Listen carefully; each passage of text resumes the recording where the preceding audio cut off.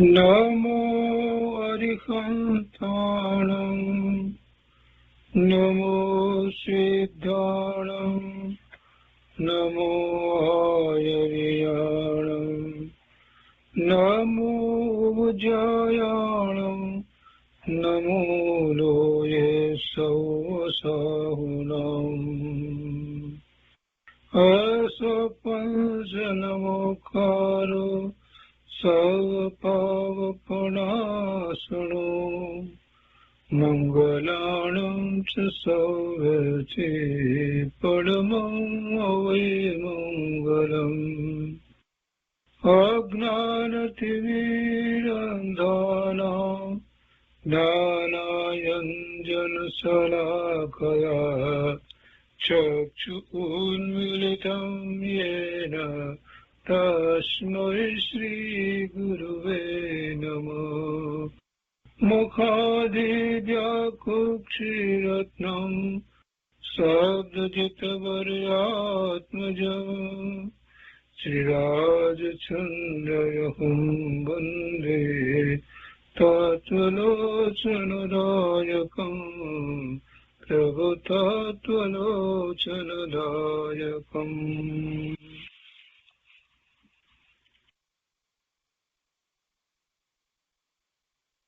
કૃપાળુદેવના વચનામૃતનો સ્વાધ્યાય.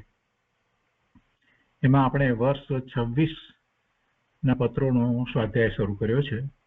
વર્ષ 25ના પત્રોનો સ્વાધ્યાય આપણે પૂરો કર્યો. હવે આ 26મા વર્ષના પત્રોનો સ્વાધ્યાય કરીએ છીએ. 26મા વર્ષના ઘણા પત્રોનો સ્વાધ્યાય આપણે પહેલા કરી ચૂક્યા છીએ, એટલે એનું પુનરાવર્તન અત્યારે નહીં કરીએ અને જે પત્રો બાકી રહ્યા છે એનો સ્વાધ્યાય કરીશું. 26મા વર્ષના પત્રો 422થી શરૂ થાય છે અને આપણે એ પત્રો કર્યા છે. 422થી 26મું વર્ષ શરૂ થાય છે અને એ આપણે કર્યું છે. 25મું વર્ષ પૂરું થયું ત્યાર પછીથી 422મો પત્ર પણ કર્યો છે. 423, 424, 425, 426 અને 427 આ પત્રોના સ્વાધ્યાય આપણે કર્યા છે અને એના સ્વાધ્યાયના નંબર આ રીતે છે. SRB 28, 29, 30, 31 એટલે એમાં એ બધા પત્રોનો સ્વાધ્યાય આવી જાય છે. 422થી 427 સુધીના પત્રના સ્વાધ્યાયના આપણા સ્વાધ્યાયના નંબર SRB 28થી SRB 31 સુધી છે, એટલે આપણે એ રિપીટ નહીં કરીએ અને 428થી આજે સ્વાધ્યાય શરૂ કરીએ છીએ. 428, 429 અને 430 આ ત્રણ પત્રોનો સ્વાધ્યાય આપણે એ વખતે કર્યો ન હતો, તો ત્યાંથી આજે શરૂ કરીએ છીએ. વર્ષ 26ના પત્રમાં પત્રાંક 428. મુંબઈ મહાવત ચોથ, સંવત 1949. શુભેચ્છા સંપન્ન મુમુક્ષુજનો શ્રી અંબાલાલ વગેરે. અંબાલાલભાઈ પ્રત્યે પત્ર લખ્યો છે, પણ એમાં અંબાલાલ વગેરે અને ટૂંકો પત્ર છે, એટલે મુમુક્ષુજનો ઉપર પત્ર લખ્યો છે. કૃપાળુદેવ લખે છે કે પત્ર 2 પહોંચ્યા છે. અત્ર સમાધિ પરિણામ છે, તથાપિ ઉપાધિનો પ્રસંગ વિશેષ રહે છે અને તેમ કરવામાં ઉદાસીનતા છતાં ઉદય યોગ હોવાથી નિષ્ક્લેશ પરિણામે પ્રવૃત્તિ કરવી ઘટે છે. એક તરફ ઉપાધિના પ્રસંગ એટલે વેપારમાં પોતાને રોકાવવું પડે છે, તે ઉપાધિ છે. સમ્યક દર્શન થયા પછીથી કૃપાળુદેવની દ્રષ્ટિ સ્વરૂપ તરફ રહે છે, સતત દ્રષ્ટિ સ્વરૂપ તરફ રહે છે અને પોતે આ વેપારના પ્રસંગો હોવા છતાં, વેપાર વધતો હોવા છતાં એથી પોતે પોતાના સ્વરૂપથી વિચલિત નથી થતા. દ્રષ્ટિ તો ત્યાં જ રહે છે. નિર્વિકલ્પ ધ્યાન આખો વખત ન રહે, પણ દ્રષ્ટિ જ્ઞાની પુરુષની ત્યાં જ હોય છે. કૃપાળુદેવની દ્રષ્ટિ ત્યાં જ રહે છે અને આ બહારમાં ઉપયોગ જાય છે એ એમને ગમતું નથી, એ ઉપાધિ રૂપ લાગે છે. અને છતાંય એ પૂર્વના ઉદયને કારણે છે, એટલે એને સંભાવે કૃપાળુદેવ વેદે છે એટલે કહે છે કે તેમ કરવામાં ઉદાસીનતા, આ ઉપાધિનો પ્રસંગ છે એમાં તો ઉદાસીનતા છે, છતાં ઉદય યોગ હોવાથી નિષ્ક્લેશ પરિણામે પ્રવૃત્તિ કરવી ઘટે છે. આ વાત મહત્વની છે.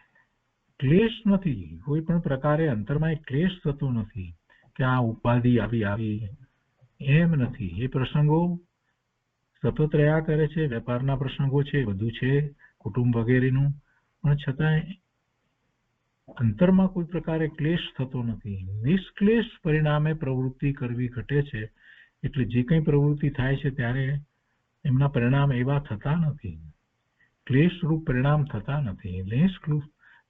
નિષ્ક્લેશ પરિણામે પ્રવૃત્તિ થઈ જ રહી છે, કરવી ઘટે છે એટલે એમને તો એમ જ છે. પોતાની વાત પછી મુમુક્ષુજનો પ્રત્યે લખે છે કે કોઈ સદગ્રંથનું વાંચન પ્રમાદ ઓછો થવા અર્થે રાખવા યોગ્ય છે.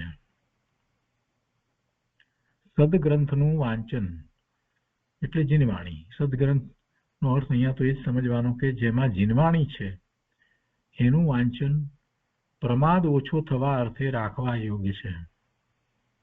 જો એવા વાંચન ન કરે ને માત્ર એક ભક્તિ કરે કે એવું કંઈક કર્યા જ કરે તો પણ વાત બરાબર નથી.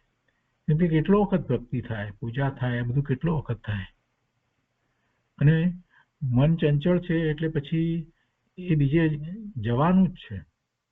ત્રીજી વાત કે જ્યાં સુધી દ્રવ્યસ્ત્રોતનો અભ્યાસ બરાબર સારી રીતે ન કરવામાં આવે ત્યાં સુધી આત્માનું માહિતી જ્ઞાન પણ સાચું હોતું નથી, અને જ્યાં સુધી માહિતી જ્ઞાન પણ આત્માને વિશે સાચું નથી તો પછી એ પોતાના સ્વરૂપ વિશે સ્વવિકલ્પ દશામાં નિર્ણય કેવી રીતે કરે, અને એવો નિર્ણય ન થાય તો પછી ઉપયોગ એ તરફ વળે ક્યાંથી? પોતાના સ્વરૂપનો જેને નિર્ણય થયો છે એ જ પોતાના ઉપયોગને સ્વ તરફ વાળી શકે છે, અને જેને ઉપયોગને સ્વ તરફ વાળ્યો છે એને અનુભૂતિ થાય છે. પણ એની પહેલા આત્માર્થે, પરમાર્થે, જીનવાણીમાં જે કંઈ કહેવાયું છે એનો ખૂબ અભ્યાસ કરવો જોઈએ અને એનો સ્વીકાર થવો જોઈએ, આત્મસાત કરી અને એનો સ્વીકાર કરવો જોઈએ. એટલે એવા સદગ્રંથનું વાંચન એ કરવું જરૂરી છે. એ નથી કરતા એ પ્રમાદ છે. વાંચન પ્રમાદ ઓછો થવા અર્થે રાખવા યોગ્ય છે. એના તો ફાયદા તો ઘણા છે, પણ કૃપાળુદેવ એનો વિસ્તાર નથી લખ્યો. માત્ર એક રીતે જોઈએ તો પરોક્ષ રીતે આજ્ઞા જ કરી છે, કેમ કે એ બધા કૃપાળુદેવને માનતા હતા. એટલે જયારે કૃપાળુદેવ આવી વાત લખે તો પછી એમ જ થાય. કૃપાળુદેવ પણ એમ જાણતા હતા કે આવી વાત કૃપાળુદેવ પોતે લખશે તો બધા એ રીતે વર્તશે. સદ ગ્રંથનું વાંચન પ્રમાદ ઓછો થવા અર્થે રાખવા યોગ્ય છે. એ 428મો પત્ર થયો. તે પછીથી 429મો પત્ર છે. 429મો પત્ર શ્રી રેવાશંકરભાઈ જગજીવનભાઈ ઉપર લખાયો છે. મુંબઈ મહાવદ 11 રવિવાર સંવત 1949. કૃપાળુદેવ લખે છે રેવાશંકરભાઈ ઉપર પત્ર છે. રેવાશંકરભાઈ ઉપર કૃપાળુદેવ લખે છે કે કોઈ માણસ આપણા વિશે કંઈ જણાવે ત્યારે તે ગંભીર મનથી બનતા સુધી સાંભળ્યા રાખવું એટલું મુખ્ય કામ છે. તે વાત બરાબર છે કે નહીં એ જાણ્યા પહેલા કંઈ હર્ષ ખેદ જેવું હોતું નથી. રેવાશંકરભાઈ ઉપર વાત લખી છે કે કોઈ માણસ આપણા વિશે કંઈ જણાવે ત્યારે તે ગંભીર મનથી બનતા સુધી સાંભળ્યા રાખવું એટલું મુખ્ય કામ છે. અને એ પેલો વાત જે કરે છે તો એ સાંભળવા પછીથી આપણને ખબર પડે કે વાત કેવી છે, એ વાત બરાબર છે કે નહીં એ સાંભળીએ ત્યારે ખ્યાલ આવે ને. એટલે કે છે કે તે વાત બરાબર છે કે નહીં એ જાણ્યા પહેલા કઈ હર્ષ ખેદ જેવું હોતું નથી. અને પેલાએ વાત કરી એટલે બરાબર છે એમ પણ નહીં. એ પોતે જાણવું પડે, બીજી રીતે જાણવું પડે કે એણે કરેલી વાત બરાબર છે કે નહીં. અને એ પહેલા એ વાત કોઈ હર્ષની વાત હોય તો હર્ષ કરવાની પણ જરૂર નથી, અને એવી કોઈ ખેદની વાત હોય તો ખેદ કરવા જેવું પણ હોતું નથી. સામાન્ય વાત લખી છે, પણ જ્ઞાની પુરુષ જે કાંઈ વાત લખે છે એની પાછળનો આશય છે કે જીવ ઘણીવાર ક્ષણિક એવી કંઈક વાત સાંભળી અને એમાં આવી જાય અને એને કારણે એના પરિણામ બગડી જતા હોય છે. વસ્તુ સ્વરૂપનો પૂરો વિચાર કર્યો ન હોય એટલે એવું થતું હોય. અને એમ થાય ત્યારે ઘણીવાર ઘણા કર્મ બંધાય. એટલે શાંતિથી બધી વસ્તુને સાંભળવી અને પછી એની તપાસ કરવી કે ખરેખર કેમ છે. આગળ કહે છે કે મારી ચિત્ત વૃત્તિ વિશે ક્યારેક ક્યારેક લખાય છે તેનો અર્થ પરમાર્થ ઉપર લેવા યોગ્ય છે. અને એ લખવાનો અર્થ કંઈ વ્યવહારમાં માઠા પરિણામ વાળો દેખવો યોગ્ય નથી. જો પોતાની ચિત્ત વૃત્તિની વાત ક્યારેક ક્યારેક કૃપાળુદેવે લખી હોય તો એ પરમાર્થે લખી છે. પરમાર્થ એટલા માટે કે એમની અંતરંગ દશા જીવોને ખ્યાલમાં આવે. એક તરફ વેપાર વગેરેની ઉપાધિ હોય અને સાથે પોતે સ્વરૂપ તરફ દ્રષ્ટિ રાખતા હોય. સમાધિ દરેક વખતે લખે છે કે અત્યારે સમાધિ છે. તો એ વાતનો જ્યારે મુમુક્ષુ વિચાર કરે તો પ્રેરણા પ્રાપ્ત થાય, જીવને એમાંથી પ્રેરણા પ્રાપ્ત થાય કે ગમે તેટલા વેપાર વધી રહ્યા હોય, એમાં લાભ થતો હોય, આ બધું હોય છતાંય કૃપાળુદેવની દ્રષ્ટિ તો આત્મા વિશે જ છે. અને એ વાત ઉપર જ્યારે વિચાર કરવામાં આવે તો આપણને એવી પ્રેરણા પ્રાપ્ત થાય કે આ બીજું બધું બાહ્યમાં જે કંઈ છે એ ખરેખર જીવને હિતકારી નથી. જો હિતકારી હોત તો કૃપાળુદેવ એમાં વધારે રસ લેતા હોત અને એને ઉપાધિ ન કહેતા હોત. એટલે એમ ખ્યાલ આવે છે કે જ્યારે આ બધું વેપાર વધે છે તો પૈસા પણ વધતા હશે, બધું થતું હશે, તો છતાંય કૃપાળુદેવ એને ઉપાધિ કહે છે. એનો અર્થ શું થયો? અને એમ કહે છે કે તો પૂર્વકર્મના ઉદય છે. એમ પણ નથી કહેતા કે કાંઈ પોતે મહેનત કરી છે. સામાન્ય રીતે જીવો વેપાર ધંધામાં આગળ વધે અને કંઈક એમાં વધારે કંઈક નફો કરે એવું કંઈ થાય ત્યારે મોટા ભાગના જીવો એમ કહે છે કે અમારી મહેનતનું પરિણામ છે. અને એટલી બધી મહેનત કરી, રાત દિવસના ઉજાગરા કરી, આમ કર્યું તેમ કર્યું, ત્યારે આટલો વેપાર વધ્યો છે, આટલો વધારે નફો થયો છે વગેરે. એટલે એમાં પોતાના માન કસાય પૂછે, અભિમાન પણ કરે અને એમાં વધારે ને વધારે ડૂબતા જાય. એના સંબંધી જ વિચાર ચાલ્યા કરે.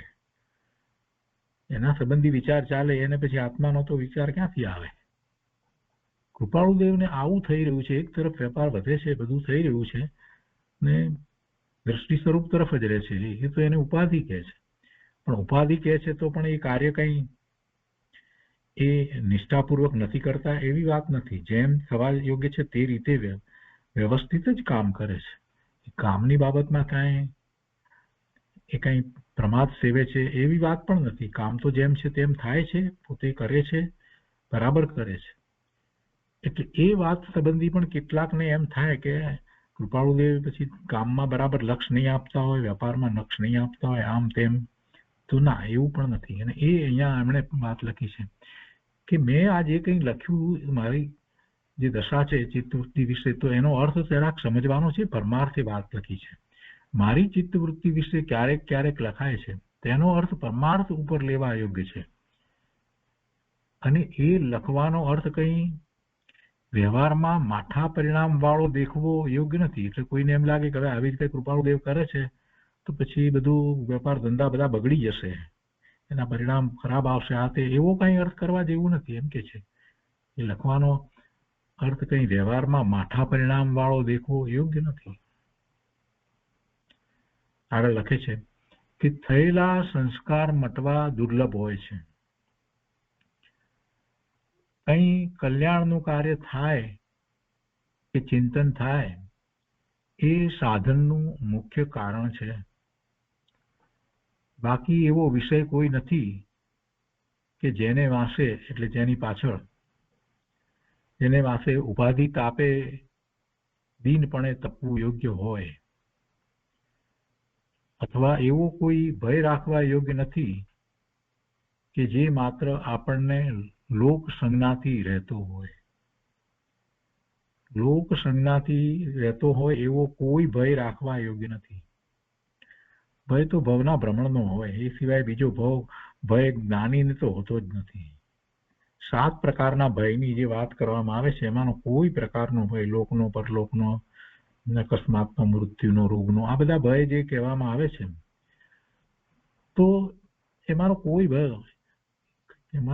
ભય સમ્યક દ્રષ્ટિ જ્ઞાનીને તો હોતો જ નથી. જ્ઞાની નિર્ભય છે, કેમ કે જ્ઞાની સમ્યક દ્રષ્ટિને તો 8 અંગ જે પ્રગટ થાય છે એમાં પહેલું અંગ જે આપણે કહીએ છીએ નિશંકતિ અંગ, કોઈ શંકા જ નથી પડતી, તો પછી જગતનું સ્વરૂપ જેમ છે તેમ છે અને એ વાતમાં કાંઈ શંકા જ નથી, તો પછી પોતાનું સ્વરૂપ, પોતાના જે પરિણામો થવા, આ બધાની બાબતમાં કાંઈ શંકા હોતી નથી. એટલે ભય શેનો ભય?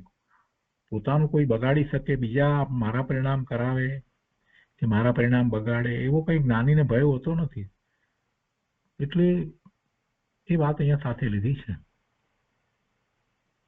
કે એવો કોઈ ભય રાખવા યોગ્ય નથી કે જે માત્ર આપણને લોક સંજ્ઞાથી રહેતો હોય. હવે એની પહેલા બીજી વાત લખી છે કે થયેલા સંસ્કાર મટવા દુર્લભ હોય છે, અઘરું છે. સંસ્કાર મટવા અઘરા છે. અનંતકાળના જે આપણને સંસ્કાર પડ્યા છે એ જવા સહેલા નથી. જીવને એવી 4 સંજ્ઞા તો દરેક જીવને હોય છે. જન્મથી જ એ એવી સંજ્ઞા લઈને આવે છે. એમાં એને આહાર સંજ્ઞા છે, ભય સંજ્ઞા છે, પરિજ્ઞ સંજ્ઞા છે, બાળકને પણ આ હોય છે. અને પછી એને અબ્રહ્મચર્યની સંજ્ઞા, તો એ પણ સંજ્ઞા હોય છે. એટલે એ બધાને માટે પુરુષાર્થ કરી અને એ બધી સંજ્ઞાને ટાળવામાં આવતી હોય છે.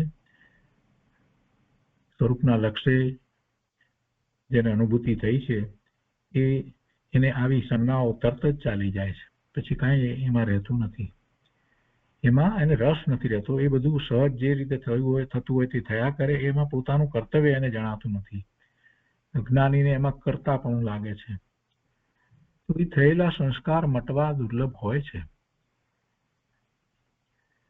કંઈ કલ્યાણનું કાર્ય થાય કે ચિંતન થાય એ સાધનનું મુખ્ય કારણ છે. બીજા કોઈ સાધન નથી હોતા. સાધન ક્યારે કહેવામાં આવે છે કે કંઈ કલ્યાણનું કાર્ય થાય કે એવું કંઈ ચિંતન થાય તો એ જેના નિમિત્તે થયું એની પર ઉપચારથી એને સાધન કહેવામાં આવે.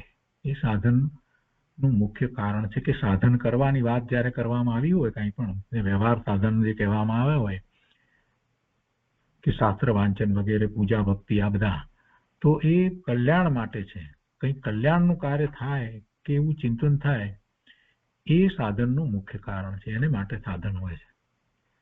બાકી એવો વિષય કોઈ નથી કે જેને વાંસે એટલે જેની પાછળ ઉપાધિ તાપે દીનપણે તપવું યોગ્ય હોય. એટલે આ કલ્યાણના કારણ સિવાય પણ બીજો કોઈ એવો ખરેખર વિષય નથી.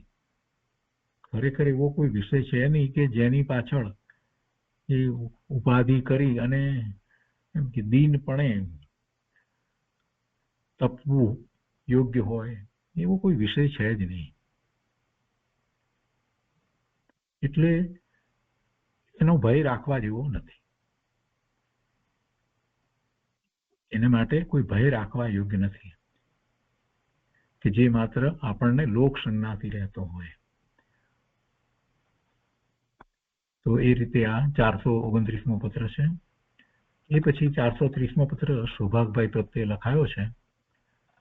વિસ્તારપૂર્વક પત્ર લખ્યો છે કૃપાળુદેવે.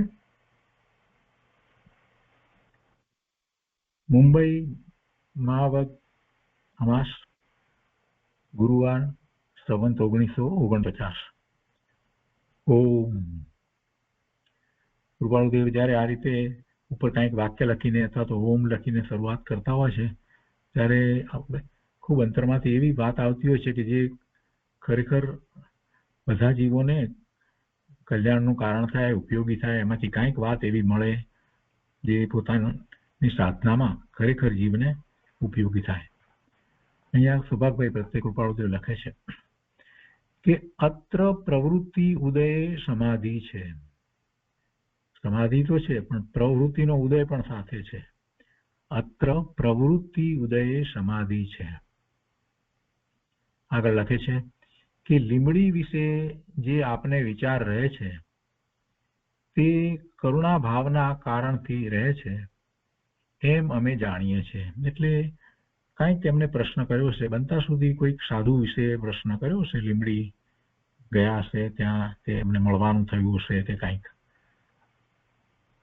ખબર નથી. લીમડીનો કોને માટે લીમડી શબ્દ પ્રયોગ કરવામાં આવ્યો છે એ ખ્યાલ નથી. અહીંયા પણ કોઈ એનું તો કહે છે કે લીમડી વિશે જે આપને વિચાર રહે છે તે કરુણા ભાવના કારણથી રહે છે. આમ પણ સુભાગભાઈને કોઈક એવા વ્યક્તિને મળે એવા, અને એટલે ખાસ કરીને સાધુ વગેરે ને, અને પછી એમાં કંઈક એમને એમ લાગે કરી આ સાધુને તો કંઈક સમજાવવાની જરૂર છે, કેટલીક વાત એમની છે એમાં તો એમને અટકવાનું થશે વગેરે એવો એમને ભાવ આવતો, અને એ વાત કૃપાળુદેવને લખતા. અને પોતાને જે કંઈ એ સમજાવવા બાબતનો વિકલ્પ આવ્યો હોય તો એ કરતા પહેલા કૃપાળુદેવને પૂછતા કે આ સાધુ કામ કરે છે કે આ રીતે કરે છે, તો મને એમ લાગે છે કે એમને આમ વાત કરીએ, આમ કરીએ, તેમ કરીએ. એટલે આ વાત સ્વભાવભાઈને સહજ હતી. એમને એવી હંમેશા કરુણા રહેતી, સાધર્મિક પ્રત્યેની કરુણા સ્વભાવભાઈને હંમેશા રહેતી. આપણે એ ઘણા પત્રોમાં એ વાત જાણીએ છીએ કે કૃપાળુદેવે એમને એવી સંબંધીની પણ વાત કરી છે, માર્ગદર્શન આપ્યું છે. અહીંયા કહે છે કે લીમડી વિશે જે આપને વિચાર રહે છે તે કરુણા ભાવના કારણથી રહે છે એમ અમે જાણીએ છીએ. એટલે જે પત્ર લખ્યો એમના સંબંધી વાત લખી, તો એ લખવાનું કારણ કંઈક સૌભાગભાઈએ કંઈક કોઈકને વિશે કંઈક ક્રિટિસાઇઝ કરવું હોય કે એવી વાત હોય નહીં, એમને કરુણાનો જ ભાવ હોય. પણ જે કંઈ વાત લખી હશે તે હવે એના સંબંધીની વાત કહે છે, માર્ગદર્શન આપે છે કે કોઈ પણ જીવ પરમાર્થ પ્રત્યે માત્ર અંશપણે પણ પ્રાપ્ત થવાના કારણને પ્રાપ્ત થાય. કોઈ પણ જીવ પરમાર્થ પ્રત્યે માત્ર અંશપણે પણ પ્રાપ્ત થવાના કારણને પ્રાપ્ત થાય, એટલે એવું એને કારણ પ્રાપ્ત થાય છે એને ખરેખર પરમાર્થે ઉપયોગી થાય. તો એમ નિષ્કારણ કોઈ પણ જાતના કારણ વિના કરુણાશીલ એવા ઋષભ આદિ તીર્થંકરોએ પણ કર્યું છે. ભગવાને તીર્થંકર પરમાત્માએ ઋષભદેવ ભગવાનથી શરૂ કરીને વાત લખી છે. ઋષભ આદિ કહ્યું એટલે બધા 24 તીર્થંકર ભગવાન પણ આવી ગયા, કેવડી ભગવાન પણ આવી ગયા. એ બધાને નિષ્કારણ કરુણા હતી. બધાએ એમ જ કર્યું છે, એમની કરુણાનો કોઈ પાર નથી. અને એ કરુણાનું ભાજન એવા પાત્ર જીવો થયા કે જેમણે મિથ્યાત્વ હતું એ ટાળી સમ્યક્ત્વ પ્રગટ કર્યું, આગળ વધી ચારિત્ર્યના પુરુષાર્થ કર્યા. અને એમાંથી કેટલાકે તો ચારિત્ર્યના પુરુષાર્થમાં એટલા આગળ વધ્યા કે કેવળ જ્ઞાન પણ પ્રગટ કર્યું. બધા જ તીર્થંકરના વખતમાં એમ થયું છે. એ તીર્થંકર ભગવાનની કરુણા છે, એ કેવડી ભગવાનની કરુણા છે, મોટી કરુણા છે. અને એ કરુણા પાછળ કોઈ કારણ નથી,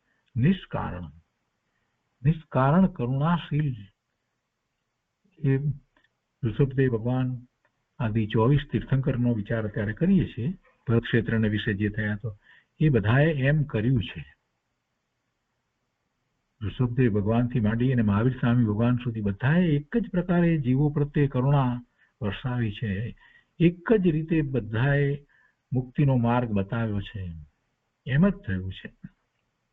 હવે આગળ લખે છે કે કારણ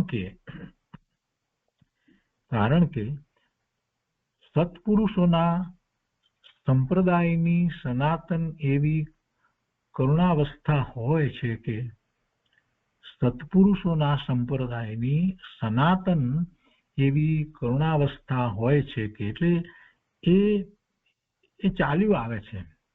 ઋષભદેવ ભગવાનથી શરૂ કરી અને મહાવીર સ્વામી ભગવાન સુધી અને પછી પણ એ બધી કરુણા ચાલી આવે છે. એમના વખતમાં એમને પછી સિવાય બીજા કેટલાય કેવળી પરમાત્મા, ગણધર ભગવાને, આચાર્ય ભગવાને, ઉપાધ્યાય ભગવાને, એ પ્રમાણે બધાને એ કરુણા, એ બધા સત્પુરુષોની કરુણા એ એક પ્રકારે ચાલી આવે છે. અહીંયા કહે છે ને, કારણ કે સત્પુરુષોના સંપ્રદાયની, અહીંયા આપણે બાહ્ય સંપ્રદાયની વાત નથી કરતા, અહીંયા આ વાત છે. સત્પુરુષનો સંપ્રદાય એટલે જે એમના પછી જે ચાલ્યું આવે છે, જે એ તો કે છે કારણ કે સત્પુરુષોના સંપ્રદાયની સનાતન એવી કરુણાવસ્થા હોય છે કે સમય માત્રના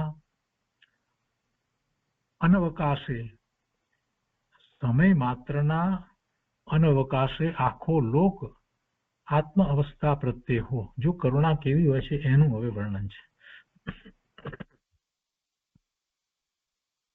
સમય માત્રના અનઅવકાશે આખો લોક આત્મ અવસ્થા પ્રત્યે હો. સમય માત્રનો પણ એમાં એવો અવકાશ ન હોય કે જે વખતે આત્મ અવસ્થા પ્રત્યે ન હોય, એમ કહેવાનો હશે. એટલે સમય માત્રના અનઅવકાશે આખો લોક આત્મ અવસ્થા પ્રત્યે હો એવી કરુણા. એટલે લોકના બધા જ જીવો હંમેશ બધા જ કોઈ સમય એમાં ખાલી ન જાય એવી રીતે આત્મ અવસ્થા પ્રત્યે હોય કેવી કરુણા. એક સમય પણ બાકી ન રહે એવી રીતે બધા જ જીવો, લોક કહેતા લોકના બધા જ જીવો આત્મ અવસ્થા પ્રત્યે હો એવી એમની અંતરમાં કરુણા. આગળ લખે છે, કરુણાનું જ વર્ણન છે અહીંયા આગળ, કે આત્મ સ્વરૂપ પ્રત્યે હો. આત્મ અવસ્થા પ્રત્યે હો એટલે કે એવી પર્યાય થાય. પછી આત્મ સ્વરૂપ પ્રત્યે હો, એ પ્રત્યે લક્ષ થયો, ઉપયોગ એ તરફ જ ગયો હોય. અને આત્મ સમાધિ પ્રત્યે હો, એવી જ અનુભૂતિ હોય. એવા જ પોતાના સ્વરૂપમાંથી આવતા આનંદ, સુખ, શાંતિના પરિણામ હોય. આત્મ સમાધિ પ્રત્યે હો. અન્ય અવસ્થા પ્રત્યે ન હો. અન્ય સ્વરૂપ પ્રત્યે ન હો. અન્ય આધિ પ્રત્યે ન હો. આધિ, વ્યાધિ, ઉપાધિ આપણે જે કહીએ છીએ ને, તે આધિ એટલે મનના વિકલ્પો. આધિ એટલે મનના વિકલ્પો, વ્યાધિ એટલે રોગ, ઉપાધિ એટલે બહારના સંયોગો. તો આધિ એટલે મનના એવા વિકલ્પો પ્રત્યે પણ ન હો. અન્ય સ્વરૂપ પ્રત્યે ન હો. અન્ય અવસ્થા પ્રત્યે ન હો. અને કહે છે આગળ કે જે જ્ઞાનથી સ્વ આત્મસ્થ પરિણામ હોય છે, સ્વ આત્મામાં રહેવાય ના પરિણામ હોય, જે જ્ઞાનથી સ્વ આત્મસ્થ પરિણામ હોય છે, તે જ્ઞાન સર્વ જીવો પ્રત્યે પ્રગટ હો. સ્વરૂપમાં જે જ્ઞાન દ્વારા સ્વરૂપમાં એકાગ્રતા, સ્થિરતા થાય એવા પરિણામ હોય છે, તે જ્ઞાન સર્વ જીવો પ્રત્યે પ્રગટ હો. બધાને એવું જ્ઞાન થાવ, બધાને એવું જ્ઞાન થાવ, સમ્યક દર્શન થાવ. આગળ લખે છે કે અનવકાશપણે સર્વ જીવ તે જ્ઞાન પ્રત્યે રુચિપણે હો. બધા જીવો દરેક સમયે એની જ રુચિ હો. અનવકાશપણે સર્વ જીવ તે જ્ઞાન પ્રત્યે રુચિપણે હો. એવો જ જેનો કરુણાશીલ સહજ સ્વભાવ છે, તે સંપ્રદાય સનાતન સત્પુરુષોનો છે. અત્યારે જે સંપ્રદાયોની વાત છે એ કોઈ સંપ્રદાયની વાત નથી. અહીંયા તો જે સનાતન દર્શન ચાલી રહ્યું છે એની વાત છે. એની માટે શબ્દ પ્રયોગ સંપ્રદાય કર્યો છે. એટલે કે એવા મહાપુરુષો નો ચાલ્યો આવતો એ પરંપરાએ ચાલ્યો આવતો એ માર્ગ છે, એ સનાતન છે, સત્પુરુષોનો માર્ગ છે. આગળ લખે છે એટલે આ કરુણાની વાત લખી. કે પહેલા તો એમ કહ્યું કે સુભાગભાઈને પણ એ જે કઈ વિકલ્પ આવ્યા છે, જે વાત લખી છે, ઉપરથી લાગે છે કે એમને પણ એક કરુણાથી છે, અને અમે એ જાણીએ છીએ. એવી કરુણા તો ભગવાનને હોય જ છે, ને ભગવાનની કેવી કરુણા હોય એનું અહીંયા તો કૃપાળુદેવે વર્ણન કર્યું. નિષ્કારણ કરુણા, પરમાત્માની કરુણા, અને કેવી કરુણા પણ કેવી, કોઈ સામાન્ય કરુણાની વાત નથી. બધા જીવોને પોતાની સમાન ઈચ્છે છે, બધા જીવોને પોતાની સમાન ઈચ્છે છે, એટલે બધા એને પ્રાપ્ત કરે એવી વાત એમણે લખી છે. આગળ લખે છે કે આપના અંતઃકરણમાં એવી કરુણાવૃત્તિથી લીમડી વિશેનો વારંવાર વિચાર આવ્યા કરે છે, અને આપના વિચારનું એક અંશ પણ ફળ પ્રાપ્ત થાય. એટલે સુભાગભાઈને જે વિચાર એમના વિશે આવે છે કરુણાથી, એ તો કે છે કે આપના વિચારનું એક અંશ પણ ફળ પ્રાપ્ત થાય, અથવા તે ફળ પ્રાપ્ત થવાનું એક અંશ પણ કારણ ઉત્પન્ન થાય, તો આ પંચમ કાળમાં તીર્થંકરનો માર્ગ બહુ અંશે પ્રગટ થવા બરોબર છે. એટલે કે તમને જે કરુણા થઈ છે, તો એ કરુણાનું ફળ અંશ પણ પ્રાપ્ત થાય કોઈ પણ રીતે, તો એ આ પંચમ કાળમાં તીર્થંકરનો માર્ગ બહુ અંશે પ્રગટ થવા બરાબર છે. પંચમ કાળમાં તીર્થંકરનો માર્ગ બહુ દુર્લભ, પ્રાપ્ત થવો અતિ દુર્લભ છે. એવા કોઈ જ્ઞાની પુરુષને એ પ્રાપ્ત થયું હોય, અને એને જયારે એવો વિકલ્પ આવે કે બીજા પણ આ વાતને પ્રાપ્ત કરે, અને એવો કાંઈક એ પ્રયત્ન કરતા હોય, એ તો બહુ મોટી વાત છે. એટલે કે છે કે પંચમ કાળમાં તીર્થંકરનો માર્ગ બહુ અંશે પ્રગટ થવા બરોબર છે. એટલે પેલાને એ ફળ પ્રાપ્ત થાય. તો હવે આગળ કહે છે કે તથાપિ તેમ થવું સંભવિત નથી. કૃપાળુદેવ હવે બીજી વાત લખે છે અહીંયા. પેલાને જો આમ થાય તો બરાબર છે, બહુ સારી વાત છે, તીર્થંકરનો માર્ગ એમને પ્રાપ્ત થાય, તમને જે કરુણા થઈ છે અને તમે જે વિચાર એમને માટે કર્યો છે એ બધી વાત એમને પ્રાપ્ત થાય. તો પણ કે છે કે એમ થવું સંભવિત નથી, અને તે વાતે થવા યોગ્ય નથી એમ અમને લાગે છે. તેમ થવું સંભવિત નથી, કેમ કે કૃપાળુદેવ જાણતા હોય છે, સામી વ્યક્તિને પણ જાણતા હોય, અને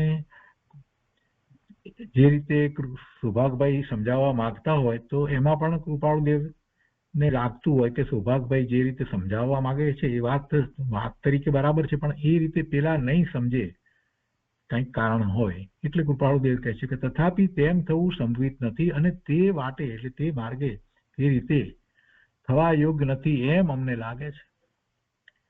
જેથી સંભવિત થવા યોગ્ય છે, અથવા એનો જે માર્ગ છે તે હાલ તો પ્રવૃત્તિના ઉદયમાં છે. જે સંભવિત થવા, અત્યારે જે સંભવિત થવા યોગ્ય છે, અથવા એનો જે માર્ગ છે તે હાલ તો પ્રવૃત્તિના ઉદયમાં છે. અને તે કારણ જ્યાં સુધી તેમને લક્ષગત નહીં થાય, એમને અત્યારે પ્રવૃત્તિનો ઉદય ચાલી રહ્યો છે, એમાં જ લાગી રહ્યું છે. તો અને તે કારણ જ્યાં સુધી તેમને લક્ષગત નહીં થાય ત્યાં સુધી બીજા ઉપાય તે પ્રતિબંધ રૂપ છે, નિસંશય પ્રતિબંધ રૂપ છે. એટલે એમને અત્યારે એ પ્રવૃત્તિના યોગમાં હશે, કદાચ આ કોઈ સાધુ વિશેની વાત છે, અને એમાં જે હશે એટલે એમને આ વાત લાગુ નહીં પડે, બરાબર બેસશે નહીં, અથવા તો કદાચ એ પ્રતિબંધ રૂપ થાય કે ભાઈ આ કરવું પડે, હવે આમણે કહ્યું એટલે કરવું પડે, એમ કરીને થાય, પણ ખરેખર એનો લાભ ન પ્રાપ્ત થાય. એને કહે છે કે તે કારણ જ્યાં સુધી તેમને લક્ષગત નહીં થાય, એટલે મૂળ વાત તો આ છે કે પોતે આ કોઈક પ્રવૃત્તિમાં રોકાઈ રહ્યા છે, અને જે કલ્યાણનો માર્ગ જે છે એને પોતે ચૂકી જાય છે, એવું એમને જ્યાં સુધી ભાન ન થાય ત્યાં સુધી બીજા જે ઉપાય કરવામાં આવે એ બધું પ્રતિબંધ રૂપ છે, નિસંશય પ્રતિબંધ રૂપ છે. આગળ લખે છે કે જીવ જો અજ્ઞાન પરિણામી હોય, જીવ જો અજ્ઞાન પરિણામી હોય, અજ્ઞાની હોય ને એના પરિણામ એવા અજ્ઞાન ભાવે થતા હોય, જીવ જો અજ્ઞાન પરિણામી હોય તો તે અજ્ઞાન નિયમિતપણે આરાધવાથી જેમ કલ્યાણ નથી, એ અજ્ઞાન પરિણામ હોય ને જે કંઈ કરતો હોય એમાં બધા પરિણામ એના ઈચ્છા તો સહિત અજ્ઞાન ભાવે થયા કરતા હોય ને એમાં જ રહેવો હોય. અજ્ઞાન નિયમિતપણે આરાધવાથી એટલે ધર્મ સમજી અને એ કયા જ કરતો હોય તો એનાથી કાંઈ કલ્યાણ થતું નથી. તેવી રીતે હવે કહે છે કે તેમ મોહરૂપ એવો એ માર્ગ અથવા એવા એ લોક સંબંધી માર્ગ તે માત્ર સંસાર છે. તે પછી ગમે તે આકારમાં મૂકો તો પણ સંસાર છે. એટલે કદાચ સાધુની વાત છે અને એ કાંઈક પ્રવૃત્તિ એવી કરતા હશે એટલે એમાં એમનો રાગ હશે, એમાં એમને મોહ થતો હશે, કાંઈક ક્રિયાઓ કરાવવી કે વગેરે કે એને માટેની વાત હોય. કે છે કે તેમ મોહરૂપ એવો એ માર્ગ અથવા એવા એ લોક સંબંધી માર્ગ તે માત્ર સંસાર છે. તે પછી ગમે તે આકારમાં મૂકો તો પણ સંસાર છે. તે સંસાર પરિણામથી રહિત કરવા અસંસારગત વાણીનો એ સંસાર પરિણામથી રહિત કરવા અસંસારગત વાણીનો એટલે કે જે સંસાર વધારેની એવી વાણી, સંસારગત વાણી નહીં પણ અસંસારગત વાણી એટલે જે સંસારની વૃદ્ધિનું કારણ ન થાય એવી વાણી, એને ઘટાડવા વાળી વાણી, સંસાર પરિણામથી રહિત કરવા અસંસારગત વાણીનો અસ્વચ્છંદ પરિણામે, સ્વચ્છંદ પરિણામે જીવ વર્તે છે એટલે તો ધર્મ પામતો નથી. પોતાને આવડે છે, પોતે જાણે છે અને પોતે કે એ સાચું છે, ધર્મ એમ છે, આ બધી વાતમાં જીવ સ્વચ્છંદે પરિણમે છે અથવા તો ધર્મના પુસ્તક જાતે પોતે વાંચી અને મતિ કલ્પનાએ એના અર્થ વગેરે કરીને સ્વચ્છંદે પરિણમે છે. આ તો ઘણું જોવામાં આવે છે. એટલે કૃપાળુદેવ કહે છે કે અસ્વચ્છંદ પરિણામે જ્યારે આધાર પ્રાપ્ત થાય છે, સંસાર પરિણામથી રહિત કરવા અસંસારગત વાણીનો અસ્વચ્છંદ પરિણામે જ્યારે આધાર પ્રાપ્ત થાય, એને એવો આધાર પ્રાપ્ત થાય છે ત્યારે તે સંસારનો આકાર નિરાકારતાને પ્રાપ્ત થતો જાય છે. ત્યારે એ સંસાર ઘટતો જાય છે.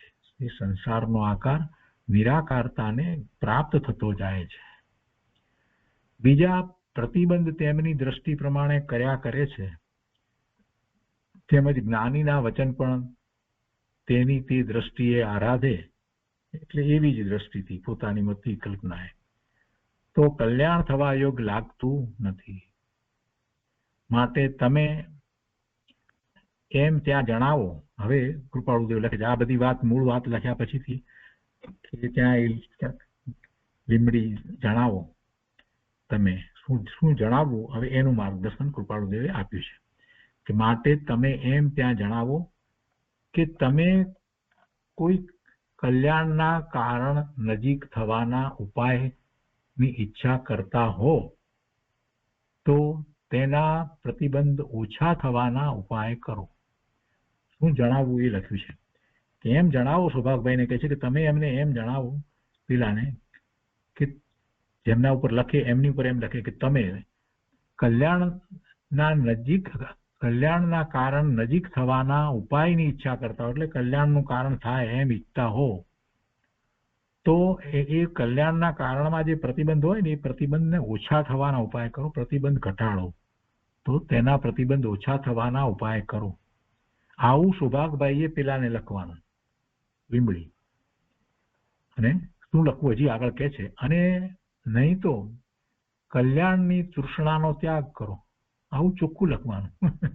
નહીં તો તમે ભૂલી જાઓ, કલ્યાણની ઈચ્છા જ કાઢી નાખો.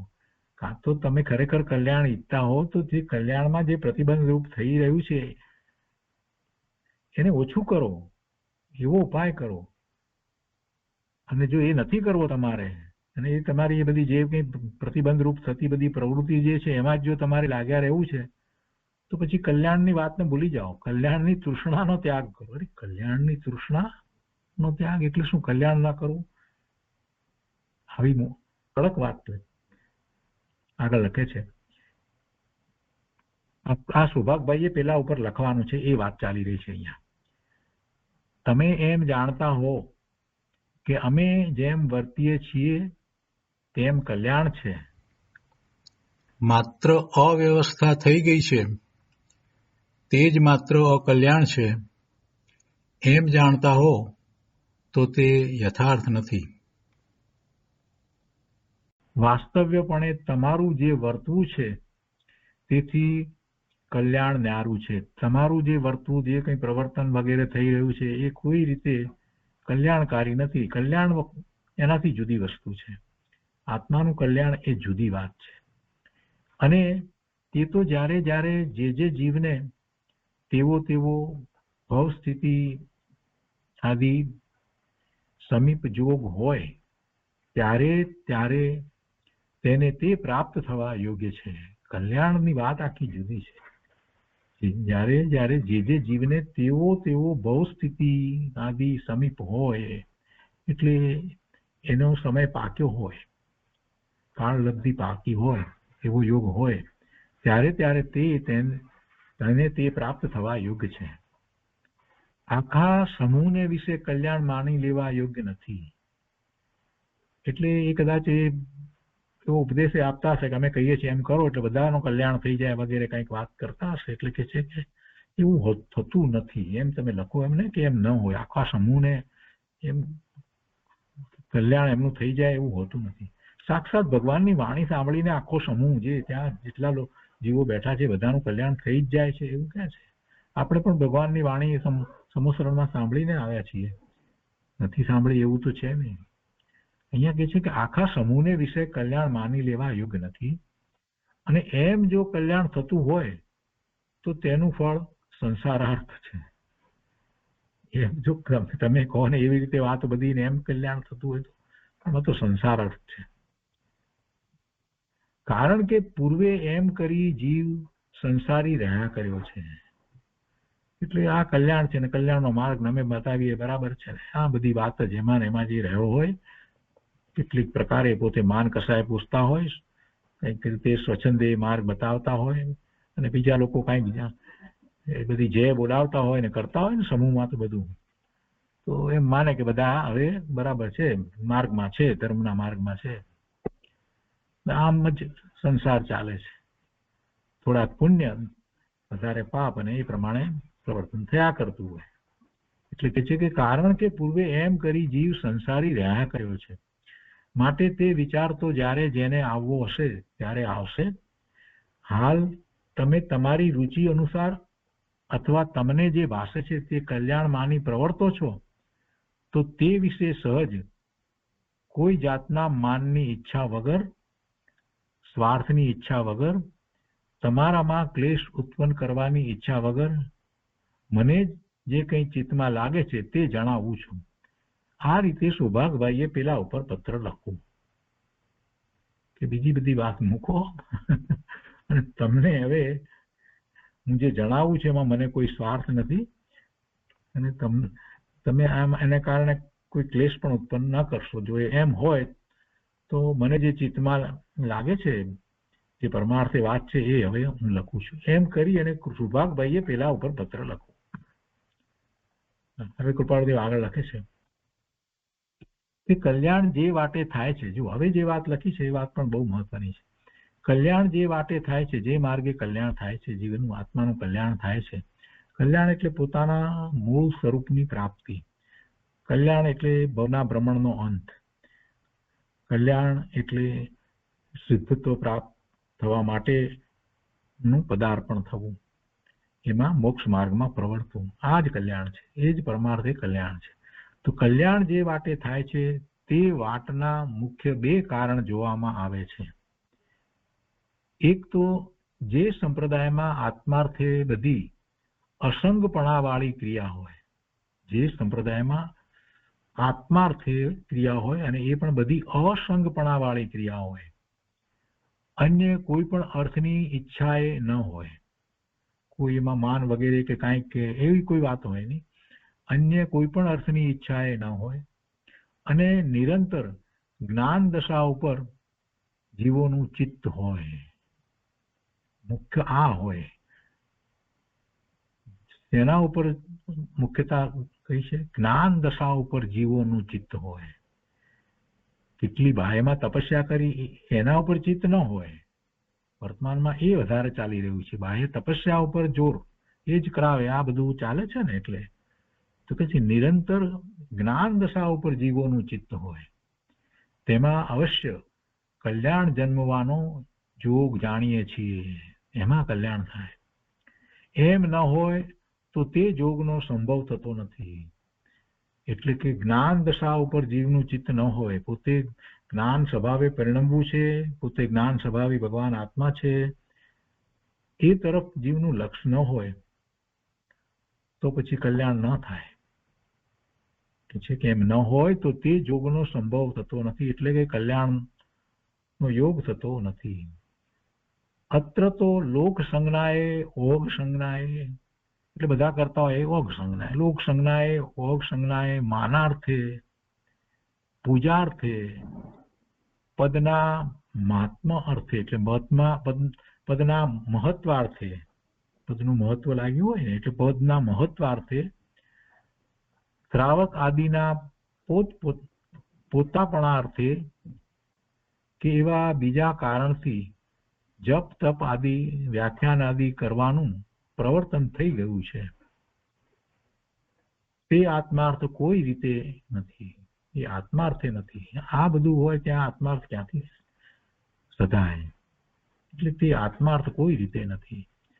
આત્માર્થના પ્રતિબંધ રૂપ છે. ઉલટું એ તો આત્માર્થે ન જવા દે એવું છે. માટે જો તમે કંઈ ઈચ્છા કરતા હો તો તેનો ઉપાય કરવા માટે બીજું જે કારણ કહીએ છીએ તે અસંગપણાથી સાધ્ય થયે કોઈ દિવસે પણ કલ્યાણ થવા સંભવ છે. શું કહ્યું શરૂઆતમાં? કલ્યાણ જે વાટે થાય છે તે વાતના મુખ્ય બે કારણ જોવામાં આવે છે, અને એમાં પછી એક કરીને જે વાત કરી, એક તો કે જે સંપ્રદાયમાં આત્માર્થે બધી અસંગપણાની ક્રિયા હોય તે, અને બીજી અન્ય કોઈ પણ વાત ન હોય, અને અન્ય વાતની અંદર આ બધું લીધું, લોક સંજ્ઞાએ, ઓગ સંજ્ઞાએ, આ બધી જે વાતો કરવામાં આવી એ બધું ન હોવું જોઈએ. ને એટલે હવે એ કહે છે કે પહેલી વાત જે કરીને એના પછી બીજી વાત હવે લે છે. તો માટે જો તમે કંઈ ઈચ્છા કરતા હો તો તેનો ઉપાય કરવા માટે આત્માર્થના પ્રતિબંધ રૂપ એ બધું તો છે. માટે જો તમે કંઈ ઈચ્છા કરતા હો તો તેનો ઉપાય કરવા માટે બીજું જે કારણ કહીએ છીએ તે અસંગપણાથી સાધ્ય થયે કોઈ દિવસે પણ કલ્યાણ થવા સંભવ છે. જો આમાં પણ અસંગપણાની વાત તો લીધી જ છે, એટલે જીવને અસંગપણું એ નડે છે. એવું અસંગપણું એટલે સંગપણું નડે છે. જીવને સંગપણું નડે છે, એટલે અસંગપણું એને જરૂરી છે. સંગપણું એને નડે છે, એટલે સંગપણું જ્યાં સુધી છે ત્યાં સુધી જીવને વિકલ્પો આવે જ છે. એટલે કૃપાળુદેવ પણ પોતે સર્વસંગ પરિત્યાગની વાત, અસંગપણાની વાત વારંવાર કરી છે. પોતાની એવી ભાવના હતી. તો જીવને એ અસંગપણું જરૂરી છે, એટલે એ વાત એમને પણ લખી છે કે અસંગપણાથી સાધ્ય થયે કોઈ દિવસે પણ કલ્યાણ થવા સંભવ છે. હવે અસંગપણું એની વાત કરે છે. અસંગપણું એટલે આત્માર્થ સિવાયના સંગ પ્રસંગમાં પડવું નહીં. આત્માર્થ સિવાયના સંગ પ્રસંગમાં પડવું નહીં, એનું નામ અસંગપણું છે. સંસારના સંગીના સંગમાં વાતચીત આદિ પ્રસંગ શિષ્ય આદિ કરવાના કારણે રાખવો નહીં. એટલે સાધુની જ વાત છે કે શિષ્ય કરવા માટે આ બધાના સંસારમાં સંગ કરવો નહીં. સંસારના સંગીના સંગમાં જે સંસારી જેવો આવે છે એમની સાથે વાતચીત આદિના પ્રસંગ બને તો એવા પ્રસંગ શિષ્ય આદિ કરવાના કારણે એવો સંગ રાખવો નહીં. શિષ્ય આદિ કરવા સાથે ગૃહવાસી વેશવાળાને ફેરવવા નહીં. જે ગૃહસ્થાશ્રમમાં જે છે એમને શિષ્ય બનાવવા માટે એમને ફેરવવા નહીં, એમની માન્યતાને બદલવી નહીં કે તમે આમ દીક્ષા લઈ લો. દીક્ષા લે તો તારું કલ્યાણ થશે એવા વાક્ય તીર્થંકર દેવ કહેતા નહોતા. તીર્થંકર ભગવાન એવા વાક્ય કયા નથી કે દીક્ષા લે તો તારું કલ્યાણ થશે. એવા વાક્ય તીર્થંકર દેવ કહેતા નહોતા. તેનો હેતુ એ પણ હતો કે એમ કહેવું એ પણ તેનો અભિપ્રાય ઉત્પન્ન થવા પહેલા તેને દીક્ષા આપવી છે. એટલે એનું કારણ શું? તો કે કોઈને એમ કહેવું તો એ પણ તેનો અભિપ્રાય ઉત્પન્ન થવા, એટલે દીક્ષાનો અભિપ્રાય ઉત્પન્ન થવા પહેલા તેને દીક્ષા આપવી, અને એ કલ્યાણ નથી. એને દીક્ષાનો ભાવ અંદરમાંથી જે રીતે થાય એની યોગ્યતા થાય ત્યારે હોય. તમે કહીને પછી એને અભિપ્રાય એનો પછી દીક્ષાનો થઈ જાય તો એ બરાબર નથી. એમ કે તે કલ્યાણ નથી. જેમાં તીર્થંકર દેવ આવા વિચારથી વર્ત્યા છે તેમાં આપણે 6 માસ દીક્ષા લેવાનો ઉપદેશ જારી રાખી તેને શિષ્ય કરીએ છીએ તે માત્ર શિષ્યાર્થ છે. 6 માસ સુધી બસ ઉપદેશ એનો એ જ આપવામાં આવે, દીક્ષા લઈ લે ભાઈ, આ સંસારમાં તો કાંઈ નથી, બધું હોળી છે, સળગે છે, દીક્ષા લઈ લે, એમાં કલ્યાણ છે, આ બધા પાપમાં તું પડ્યો છે, આ બધું કાંઈ રહેવાનું નથી, દીક્ષા લઈ લે, આત્માનું કર, એમ કે પાછા. એટલે એ રીતે તો અહીંયા કૃપાળુદેવ કહે છે કે એમાં તો શિષ્ય બનાવવાનો જ અર્થ છે, બીજું કાંઈ નથી, શિષ્યાર્થ છે, આત્માર્થ નથી. આગળ કહે છે કે પુસ્તક છે તે જ્ઞાનના આરાધનને અર્થે સર્વ પ્રકારના પોતાના મમત્વ ભાવ રહિત રખાય તો જ આત્માર્થે છે. પુસ્તક પણ એટલા માટે રાખવું જોઈએ એમ નહીં, જ્ઞાનના આરાધનને અર્થે અને સર્વ પ્રકારના પોતાના મમત્વ ભાવ રહિત રખાય પુસ્તક તો જ આત્માર્થે છે.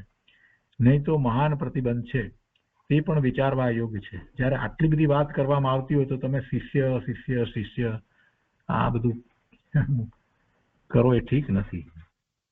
આગળ કહે છે કે આ ક્ષેત્ર આપણું છે અને તે ક્ષેત્ર જાળવવા ચાતુર્માસ ત્યાં રહેવા માટે જે વિચાર કરવામાં આવે છે તે ક્ષેત્ર પ્રતિબંધ છે. અમુક ક્ષેત્ર જ્યાંથી એમણે દીક્ષા લીધી અથવા તો એમનો હોય, પૂર્વે દીક્ષા પહેલા એ ત્યાંના હોય ને, એટલે ત્યાં જાય ત્યારે બધાને ગમે. એ સાધુ જે ગામના હોય જ્યાં અને જ્યાં એમની દીક્ષા થઈ હોય અથવા તો જે ગામના પોતે હોય પૂર્વે દીક્ષા લીધી પહેલા, તો એ ક્ષેત્રને એમ કે આ આપણું ક્ષેત્ર એમ. અને ત્યાં ચતુર્માસ રહેવા માટે જે વિચાર કરવામાં આવે છે તો એ ક્ષેત્ર પ્રતિબંધ કહેવાય. આપણું ક્ષેત્ર માનીને, અથવા તો કોઈ એવું ક્ષેત્ર હોય કે જ્યાં એમને બધા બહુ માનતા હોય તો એમ કે આ ક્ષેત્ર આપણું છે અને તે ક્ષેત્ર જાળવવા, એ ક્ષેત્ર જાળવવું એમ આપણે પછી અહીંયા વર્ચસ્વ રહે એમ. ચતુર્માસ ત્યાં રહેવા માટે જે વિચાર કરવામાં આવે છે તે ક્ષેત્ર પ્રતિબંધ છે.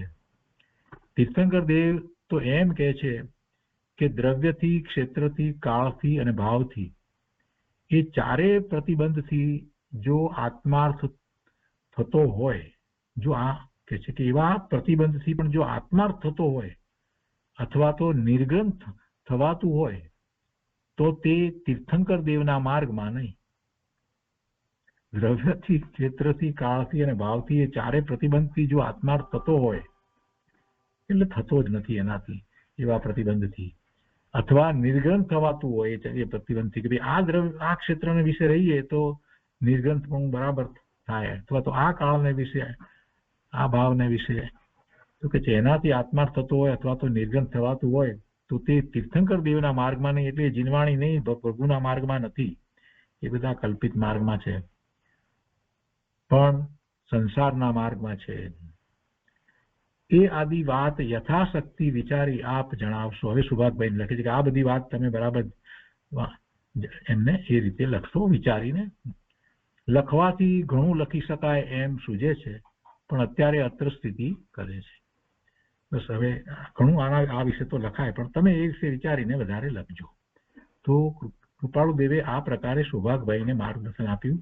એવું લાગે છે કે લીંબડીમાં કોઈ સાધુ છે અને એ જે કંઈ ઉપદેશ વગેરે આપી રહ્યા છે એમાં થોડુંક એમ પણ છે કે ક્ષેત્રમાં વધારે રહે, ચતુર્માસ અહીંયા કરવામાં આવે તો ઘણા શિષ્યો થાય વગેરે, આ તે બધીની વાતો જે કંઈક હશે એના સંબંધિત સૌભાગભાઈએ કંઈક પત્રમાં કૃપાળુ દેવનું માર્ગદર્શન માગ્યું છે અને એમને એમ થયું છે કે આમને સમજાવવા જોઈએ, કેમ કે એમ કરવાને કારણે એ સાધુ પોતાને જે કરવું છે, જેને માટે પોતે દીક્ષા લીધી છે, એ કાર્ય ભૂલી જાય છે. એ આ બધા કાર્યમાં એ એમ માની કે એને એ એમ કે જીવોનું કલ્યાણ કરવું એમ કરી અને પોતે એ પોતાનું કાર્ય ભૂલી રહ્યા છે.